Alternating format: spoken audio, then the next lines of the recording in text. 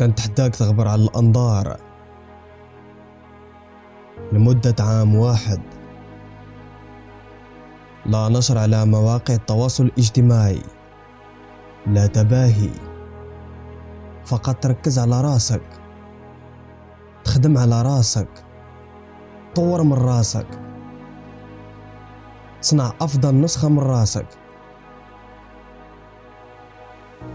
كنتحداك، أنا ما باغيش نكون هنا بنفس الوقت العام الجاي.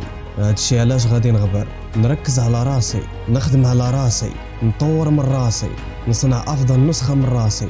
غادي نخلي كل ما هو سلبي في حياتي والخدمة والخدمة والخدمة حتى تولي حياتي مثال للشخص اللي باغي أنا نكونه، الشخص اللي أنا فخور به.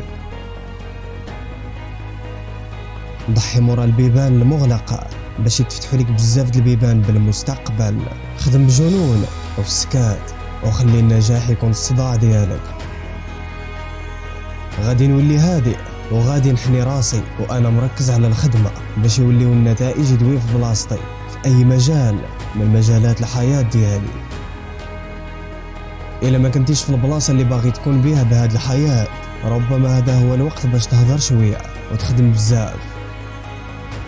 اعزل راسك على العالم لمدة أسبوع، شهر، عام، مهما طالت هاد المدة. سد كل شيء، قاع المشتتات، قاع الدراما، قاع السلبية، وركز على راسك.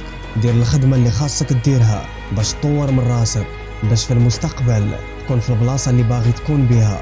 دير الخدمة اللي ما باغيش ديرها دابا باش تكون في البلاصة اللي باغي تكون بها بالمستقبل. خاصك تعلم كيفاش تقول لا، خاصك ضروري تعلم كيفاش تقول لا. لا لأي حاجة غادي تبعدك من الحياة اللي باغيها. الحفلات، الدوران، البنات، الولاد، التأثيرات السلبية، السوشيال ميديا، مهما كان هادشي بالنسبة ليك. إلا ما كنتيش في البلاصة اللي باغي تكون بيها ما تشكاش من هادشي. انت قادر دير شي حاجة حيال الأمر، كل شي متعلق بك انت اللي كتقرر كيفاش تدوز النهار ديالك بالنهار، والطريقة اللي كتدوز بها هاد الوقت هي اللي كتحدد النوعية المستقبل ديالك. عندك القدرة باش تصنع المستقبل ديالك، عندك القدرة باش تصنع المستقبل ديالك، حيت انت اللي كتقرر كيفاش تدوز every fucking دقيقة من كل نهار في حياتك. واش غادي تدوز الوقت ديالك بمواقع التواصل الاجتماعي او لا في تطوير الذات؟ واش غادي تدوز وانت كتشكى او لا في تطوير راسك؟ واش غادي تدوز وقتك وانت كدوي على داكشي اللي غدير او لا داكشي نيت اللي كدير؟ واش غادي تدوز وقتك في داكشي اللي كيديروا كاع الناس، الاضاعه ديالو غير هكاك، كيدوزوا النهار وصافي كيتسناو العطله ديال اخر الاسبوع؟ او لا غادي دير تضحيات باليوم من اجل غد افضل؟ كاين واحد المثل سمعته غير مؤخرا كيلخص الامر بالنسبه ليا. الناس باغيين ياخذوا بلاصتك باش يعرفوا اشنو خاصهم يديروا باش يبقاو فيها. الناس كيصحابهم باللي عندي الزهر، كيصحابهم باللي كنعيش الرفاهيه، لكن ما عندهمش ادنى فكره على العمل الشاق اللي كنديرو كل نهار every fucking day باش نكون هنا.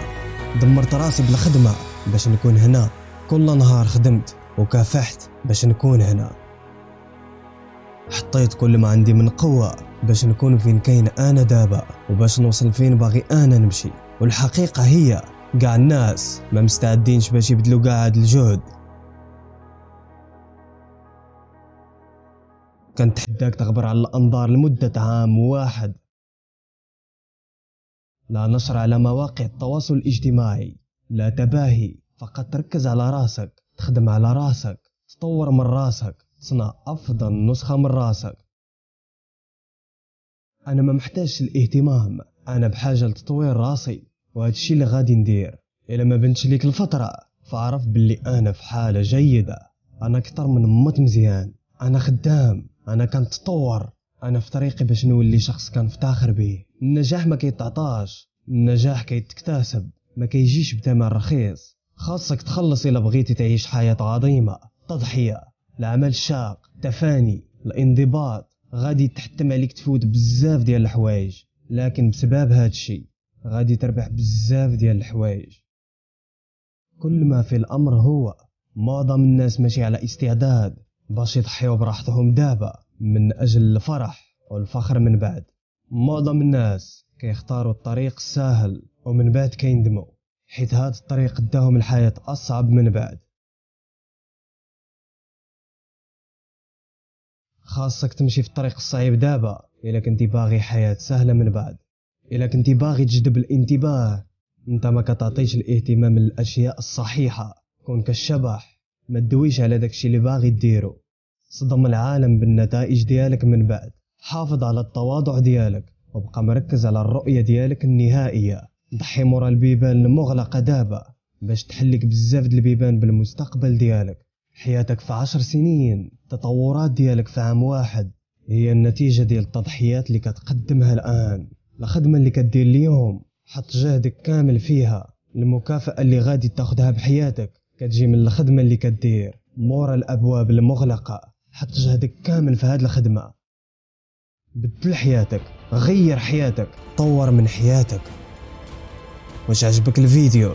إلا عجبك رجاء ورك على زر الإعجاب وأخبرنا في التعليقات عن طموحاتك وأحلامك. شكرا لك.